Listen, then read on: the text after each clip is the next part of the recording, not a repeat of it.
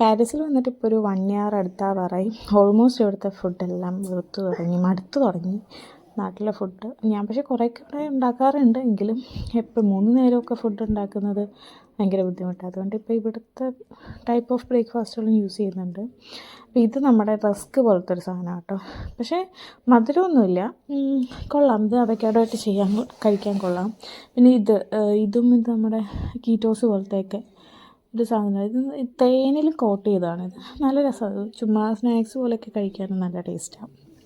ഇത് അവക്കാഡോ അല്ലെങ്കിൽ എഗ്ഗിൻ്റെ കൂടെ, ഇത് പല കോമ്പിനേഷനിൽ ചെയ്യാൻ പറ്റും. കുക്കുമ്പർ സാലഡ്സിൻ്റെ കൂടെയൊക്കെ കഴിക്കാം. പക്ഷെ നല്ലതാണ് കേട്ടോ. ഇത് ചുമ്മാ ചായയോടെ കഴിക്കാനും നല്ല ടേസ്റ്റാണ്. പിന്നെ പാസ്തയൊക്കെ ഉണ്ടാക്കുമ്പോൾ ഇപ്പം ഞാൻ മോരുകറിയൊക്കെ കൂട്ടി കഴിക്കാറുണ്ട്. മോരുകറി, മീൻ കറിയൊക്കെ. പക്ഷെ നല്ല ടേസ്റ്റാണ് അതിന്. എനിക്കിഷ്ടമാണ് അങ്ങനെ കഴിക്കാൻ. ഇതും ഞാൻ ട്രൈ ചെയ്യാറുണ്ട്.